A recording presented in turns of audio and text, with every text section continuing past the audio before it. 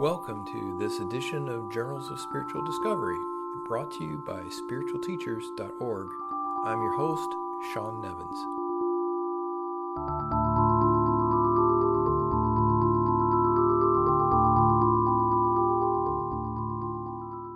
Hello and welcome to Journals of Spiritual Discovery. I do want to mention before we start with this episode that I will be giving a talk on Sunday, October the 5th in Eugene, Oregon. That talk is taking place at the Center for Sacred Sciences in Eugene. And if you are in the area, I would certainly hope that you could actually come by and see that talk in person. But if not, they will also be doing a Zoom broadcast of that event. Check out centerforsacredsciences.org or just Google Center for Sacred Sciences. And again, I hope that you could make that. It's at 11 a.m. Pacific time, Sunday, October the 5th. So, this episode is going to be a little different. It is a Q&A. And I asked some weeks ago for listeners to send in questions, and I would do my best to give some answers or at least some thoughtful commentary. I've never done anything like this before, and it certainly promises to be a lot more talking than I would normally do on a podcast. Generally, I enjoy asking questions of my guests and doing as little talking as possible. We'll see how this goes. I'll just jump right in. I've got several questions here. The first of these, I'll just say I really appreciate this listener who sent in this question because they sent a long and very thoughtful email about how they've been wrestling with this issue. The core question: what is the balance between striving for an exemplary life and letting go of striving of any kind? Just to give you a little of the background that they provided, they mentioned Angelo Duillo, I believe is his name, and a talk that he gave about doership is exactly what is relinquished when awakening occurs. And the questioner wrote, I get the concept that the essence of awakening is experiencing that there is no doer. There's no need to leave any kind of mark in one's life, and there's nothing to hang on to. The body, in the sense of being a separate self, is an illusion woven from patterns, memories, and thoughts that are rooted in the past. And I can't force this massive shift in identity. I've practiced for years, and I've had many glimpses into non-dual awareness. I frequently experience a quiet mind and contact with a vastness that is out of time, and here I am. How do I fully engage in doership, taking care of myself and doing all of the necessary life maintenance activities, while at the same time constantly reminding myself that there is nobody here to take care of? He mentions that after a few years of intensive practice, he recently saw that the practice routines themselves were a barrier. I quit my primary practice, and while I continue to take care of business on a daily basis, I let myself fully question my attachments and feel into the delusions I held about life. Within 6 weeks, under the pressure of some stressful experiences while traveling, I had a meltdown. I became angry, bitter, reactive, and thoroughly unhappy. I saw clearly that I had devolved, and my life was visibly worse than it had been when I was doing daily spiritual practices. My garden of awareness and connection to the divine had become choked with weeds. I woke up to the fact that, God damn it, I had to get my head back in the game and start taking care of myself. Life matters. Most importantly, I have to be emotionally regulated and at least somewhat centered to relieve the suffering I cause to others. I also realized I had become seduced by the ideas presented by Angelo Duillo and others, and these ideas began to undermine my actual experience of living here on earth.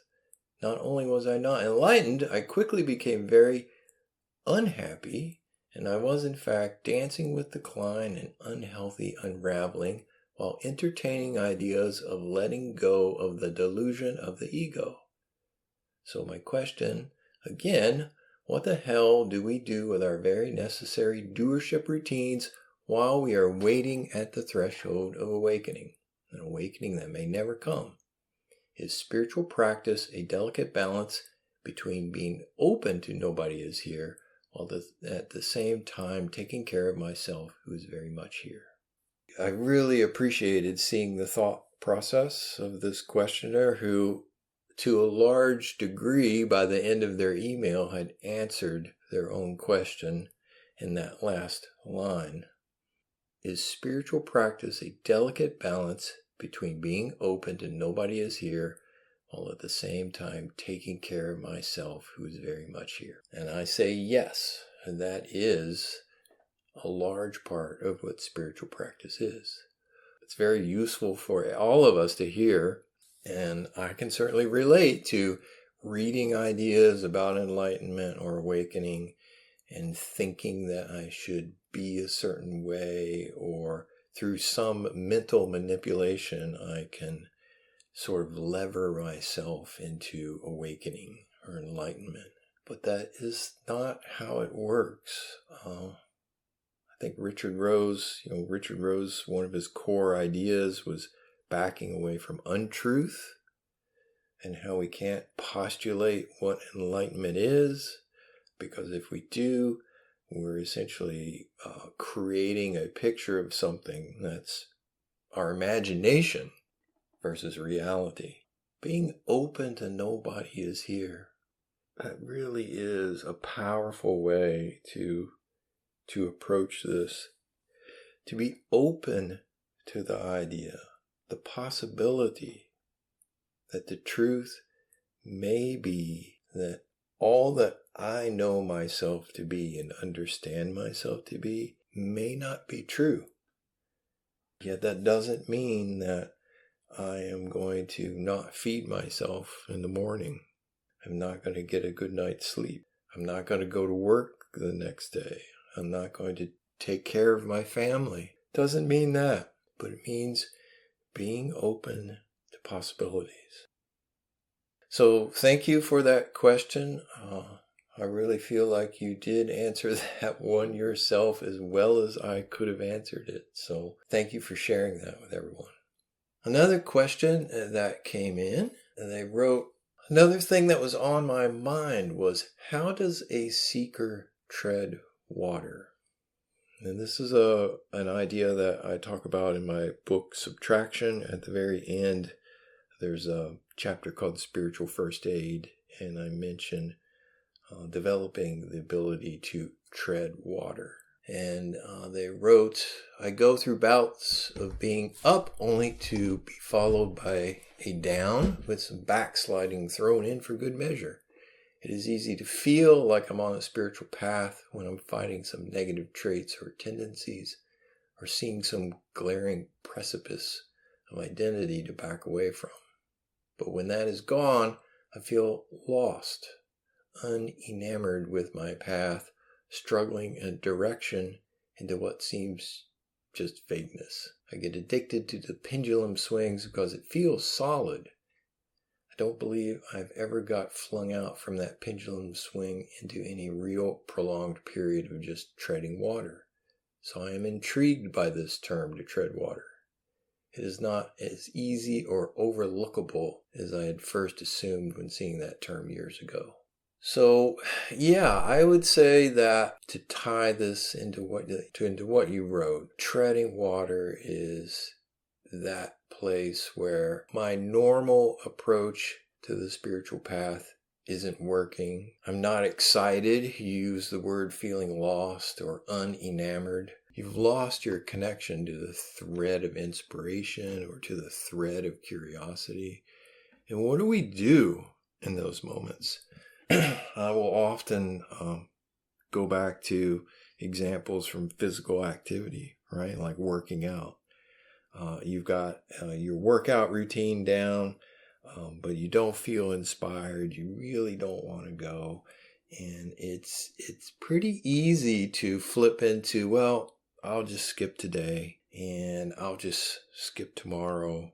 And then before you know it, the habit's broken and you haven't worked out in 3, 4, 5 weeks. You go regardless of how you feel. And that is treading water. You're essentially holding the line of your practice until some new inspiration appears. It may feel like nothing's happening, but if you stick to your routines, stick to your habits, you can prevent backsliding and losing time from falling out of your habits. Because you might say to yourself, well, what does backsliding even look like on a spiritual path?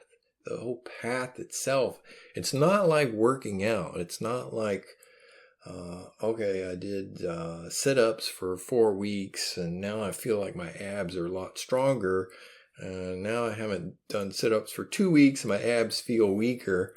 Spiritual path is generally not like that. It's not like, well, I did my meditation every morning for the past 6 months and now I feel like my brain is stronger and I'm more powerful, or I'm further along on my spiritual path. But I found that the backsliding that generally occurs is more on a subtle energetic level. It goes back to Rose's concept of a vector, that we are in our path creating a vector, a direction for our energy. And the more that we can point that in one direction, the more potent, let's say, that vector is.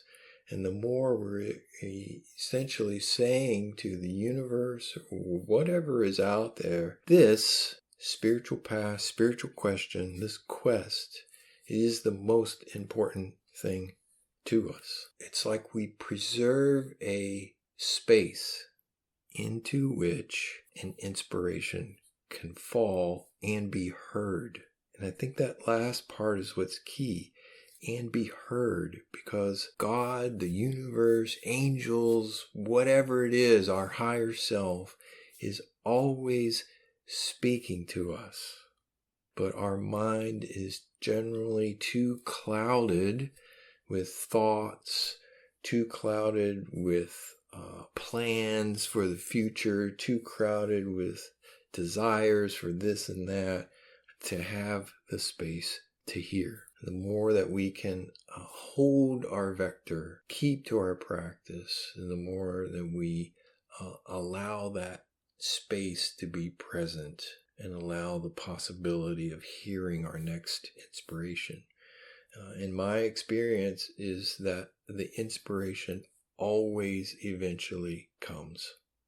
All right, so thank you for that question. See, there was another listener who sent several questions. I'll take a whack at these. These are maybe a little more conceptual, but I'll try to feel into what's behind these questions and what the questioner was perhaps really trying to get at. Question 1. How to see, then realize the not-twoness of opposites. The first thing that comes to mind, and this is conceptual, however, is Benoit's conciliatory principle. And I think that's what this reader is really asking about. So Benoit had the illustration of a triangle, and at the base of the triangle, there were two opposites.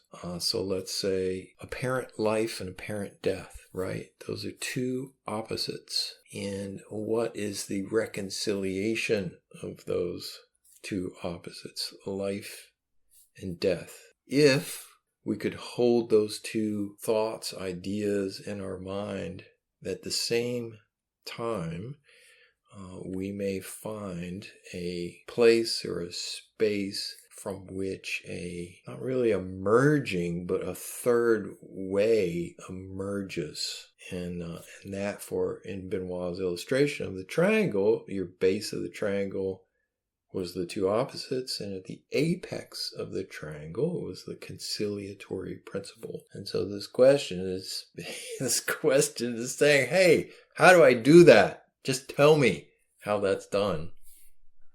How do I hold in my mind the feeling of my life and the feeling of my death? Or someone close to me, let's say, or a pet who in one moment was alive and with me, and then I saw them pass away into a different state, into death. How do I ride those two feelings?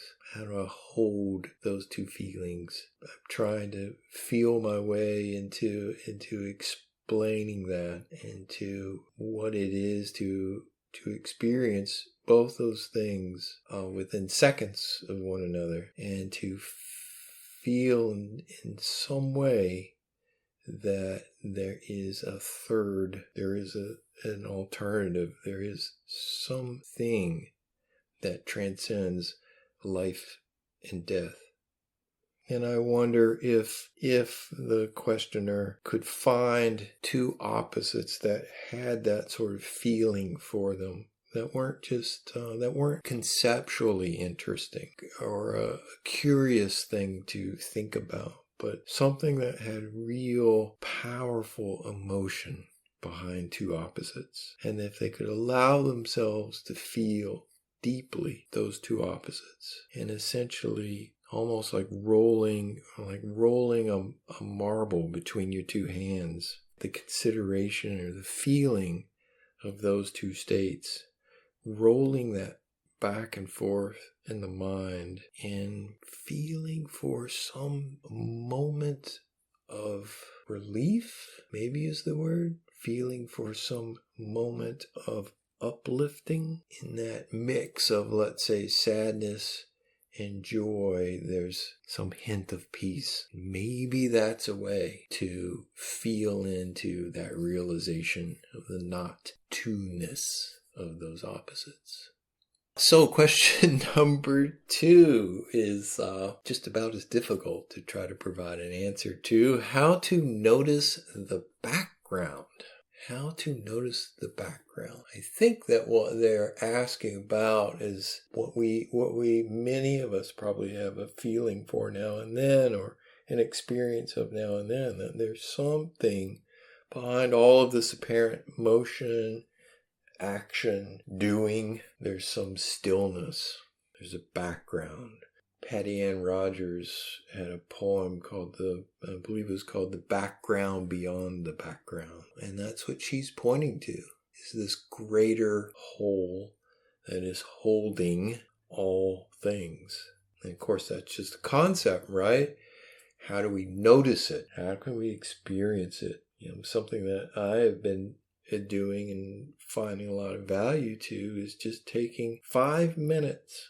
Just taking 5 minutes a day and just sitting and doing nothing, but having a view that I can look at has been helpful for me in making this very apparent, this background very apparent. And by view, I mean not sitting in front of a blank wall and doing wall staring for 5 minutes, but finding a window or doorway, a patio, something where I get a little view of distance.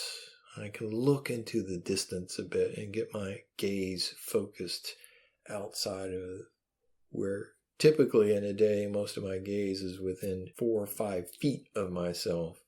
Letting my gaze go further, relax, and literally doing nothing. Like, I don't have a journal, I don't have a recording device, no pen, paper, nothing, just sitting. And if some great idea comes to me in that space, I just ignore it. And a feeling, a sense of the background almost inevitably arises in that. I do think that is it's a very specific practice that I've outlined. And with all practices, you have to experiment with it and find some variation that works for you. So maybe for you, staring at a blank wall would do it, or staring at a mirror, or staring at your pet cat, or you get the idea, right? There's a general concept there, which I think is pretty core, of letting ourselves do nothing for a few minutes each day so that something can arise other than our ordinary mental consciousness. Question 3, which I think is related to this, how to see the emptiness behind your head.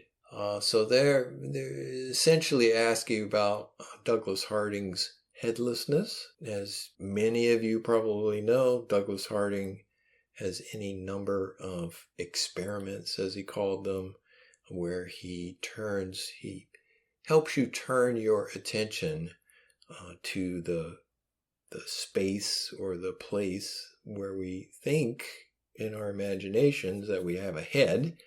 But for example, his little pointing finger exercise makes it pretty apparent, if you go by present evidence, that the space where you imagine that you have a head is actually a vast, open, clear spaciousness in which all things are arising. So how to see the emptiness behind your head? Number 1, I would recommend exploring Harding's ideas, because they very quickly turn your attention behind you.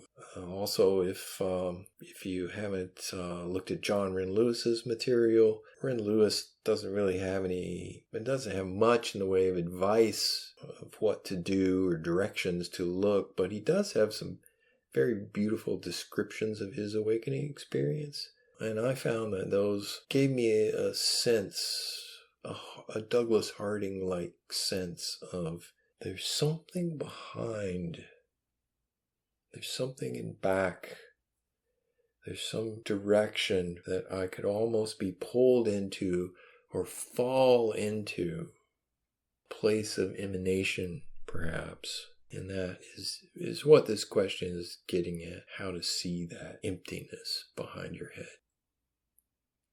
Question 1, 2, 3, 4. Does an ant have a self? If not, then why do you? I would say yes, an ant does have a self. So maybe that's just an easy way for me to get out of the second half of that question. If not, then why do you?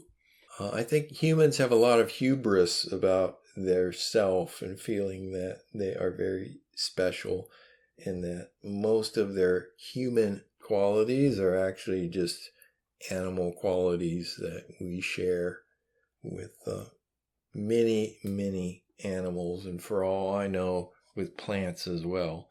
I've watched many a little spider in my time, for example, do a lot of planning in terms of where it is going and what it's after. Now, I guess I could flip it entirely and say that, if we're going to say that an ant doesn't have a self, because we're going to say that, that ant's planning is just instinctual, then I would say the exact same thing of a human. That what we believe is our self and what we believe is our will is just instinct and is just as instinctual as that of an ant. Question 5, and this is the last one from this listener. How much can you actually control? From a practical standpoint, I've never been one. This question borders so much on do we have free will, which is a question that I think a lot of people waste a lot of time on, frankly. My beliefs or my practical experience in the spiritual path is that I will assume that I have control.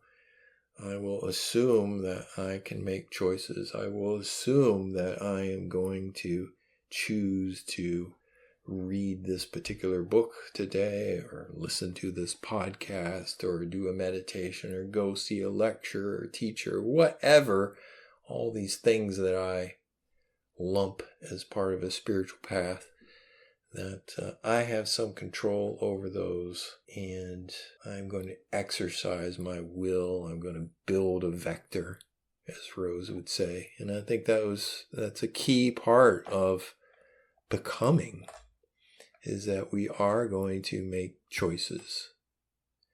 That we could go left or we could go right, and we're going to make a choice to go right in a direction that feels like it has more potential for discovery to answer the deepest questions in my life. Who am I? Where did I come from? Where am I going? Or whatever for you is the deepest question that you want an answer to. Well, I feel like, how much can you actually control? I mean, it's easy to use that question to just kind of self-sabotage whatever you're trying to do and throw up your hands and say, well, I'm just going to let go. I can't do anything. It's kind of like that, the questioner who was asking about doership, and listening to Angelo Duillo talk about doership is what gets relinquished, and, oh, well, then I should relinquish doership. Well, you saw where that took him into a place that was much worse in terms of life experience than what was happening when he was doing his spiritual path. At the same time, right, just like the questioner realized, there's a delicate balance between being open to nobody is here while at the same time taking care of myself, who is very much here. We can consider and feel into the idea, how much do I actually control? And do experiments, right? Do meditations, watch. An exercise I often have people do is just pay attention to yourself speaking, myself right now. If I pay attention to my speaking, can I actually claim that I'm controlling in some way these words that are coming out of my mouth and coming out of my brain? Or is this just happening? And there's a lot of our apparent choices and actions in life that when we look at them moment to moment to moment, what is happening, it appears that we aren't controlling them. And that's a very powerful exploration to do. But that experiment and experiential real life understanding is very different from someone sitting in their armchair and saying, well, I don't really control anything, and I'm just going to throw up my hands and let God take over. Two very different attitudes or approaches. And one, I think, the experimental path can bear fruit, and the other is just kind of an intellectual dead end. All right, well, thank you for those questions. Let's see what else we have. I believe I have a couple of more questions. Here is one. I've been recently rereading Richard Rose's Direct Mind Experience.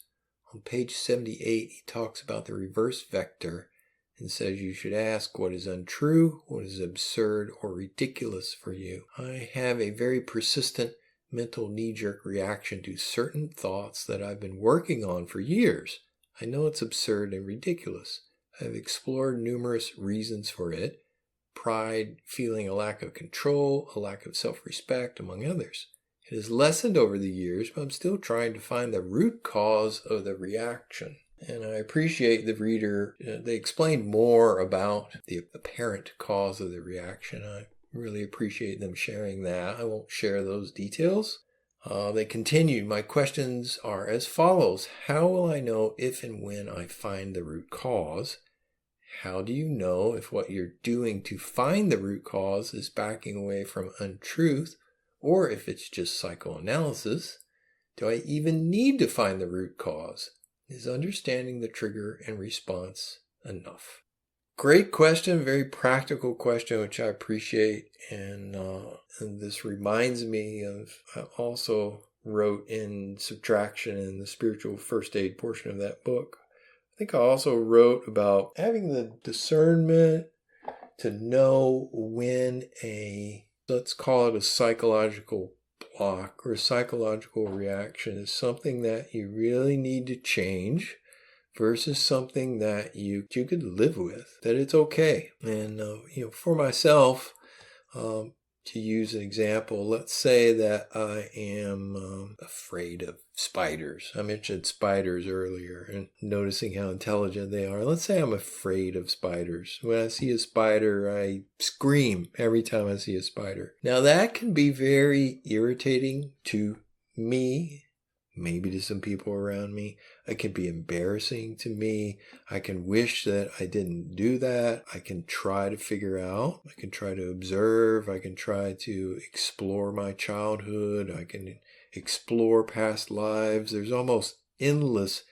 exploration of this mental landscape that I could do to try to find the root cause, in the belief that in finding the root cause, there'll be some release from that reaction. A couple things come to mind. One is that for what I'm trying to achieve in life, is this mental reaction that I'm experiencing in some way hindering me? If I become fearless, does that mean that I'm going to find the answer to my questions? I'm going to become enlightened if I become fearless. If you have that assumption, it's a good one to ask. Are there certain prerequisites for enlightenment? Well, I've got to overcome all my fears, or I've got to not have any habitual reactions. I've got to appear a certain way. I've got to be really nice to all people around me. All these different qualifications that I must meet, and once I do, I will therefore deserve enlightenment. I would say for this person, what is it that really bothers you about this particular reaction? Right? It's something that you've been working on for years and trying to get to the root in hopes that you will be relieved of the reaction. Is the reaction hindering you? Is the reaction something that you think your life would be that much better without it? Is the reaction somehow you think less of yourself because you have this reaction? There can be a lot of judgment connected around these qualities that we want to change about ourselves. And where does that judgment come from? Is the judgment itself something to back away from? There can be a lot of freedom in accepting that, hey, this creature, this self, interestingly enough, has this fear of spiders. Okay, I can live with that. I can forgive myself for having that quirk. It's okay. They ask, do I even need to find the root cause? Many times, no, it's not necessary. Now, there are certain reactions that maybe we do find are a hindrance. We do have some sense that this is slowing me down, that this is something that I've got to get to the root of.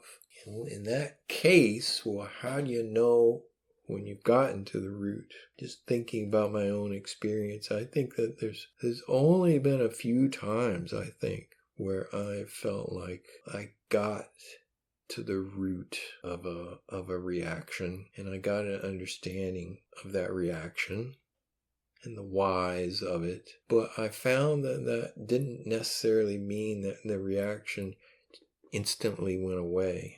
There may have been a sense of relief, a sense of like a lightening, like Paul Hederman would say, like a traveling lighter kind of a feeling. But it didn't necessarily mean that the reactive pattern itself vanished. Maybe it was much less. Maybe I didn't care about it anymore, or cared about it much less. How will I know when I get to the root cause? Well, of course, everybody's different. I'm sure there are many people who have had experiences of getting to the root of some sort of psychological knot, and they were then free from the reactions. I just can't say from my own experience that I've had that happen. So how will I know if and when I find the root cause? I think you'll know that there is at least a feeling of relief or lightness when you find that root. How do you know if what you're doing to find the root cause is backing away from untruth, or if it's just psychoanalysis? I guess I have a hard time distinguishing between backing away from untruth and psychoanalysis. I think psychoanalysis is backing away from untruth, and backing away from untruth is psychoanalysis. But I may not have a professional understanding. I'm not a psychoanalyst. I guess I would say my hope and my understanding is that psychoanalysis at its best is trying to get to the root and is trying to get to the truth of what's happening. One last piece to this question, which I think it's helpful to hear. This questioner also articulated that for this particular issue, they said, I also feel it is something that needs attention, as it wouldn't continue to be thrown in my face, although not as often as in the past. So that is, when these reactions come up again and again, you do have to think to yourself, well, there must be something to this. Otherwise, it wouldn't keep coming up over and over again. I'm not going to sit here and say, no, I think you're wrong about that. If you got the feeling that this needs attention, then you got to give it attention. You got to explore it. Now, the piece about this person has been exploring this for years and it sounds like they've seen some progress on it, but it's still what they describe as a sticky mental reaction. What might help them? I think some of the things that I said might help them, that you may have some feeling of the root cause. And it may be that because you're still having the reaction, you think that, well, I haven't gotten to the root of it. Otherwise, I wouldn't be having the reaction. But maybe when you dig into it experientially, you may find that there is some feeling of lightness there. And maybe you can explore that feeling. If it's coming up, explore that feeling of loosening or lightness, traveling lighter. And also that idea of forgiving yourself. I do think that is a powerful piece of these reactions that we're often burdened by. It's forgiving yourself for having the reaction. All right, that brings us to the end of the questions that I received. I hope that all of us found some value to this. I know that I certainly appreciate the questions that came in. As always, when I give a talk or am having a conversation with anyone, I think I learn as much as they do in all those interactions. So I really deeply appreciate people being willing to share. Thank you so much for making this possible. If you enjoyed this episode, then please send some questions and we'll do another Q&A. You can always contact me via spiritualteachers.org. There is a contact form on the website. That's the easiest way to get a hold of me. And I will collect another set of questions if I get enough interest and do another one of these Q&A episodes. So thank you all again. And until next time, I wish you the best and take care out there. Thank you for listening to this edition of Journals of Spiritual Discovery. I'm your host, Sean Nevins. For more information about today's guest, as well as more interviews, books, and other resources, go to spiritualteachers.org. That's spiritualteachers.org.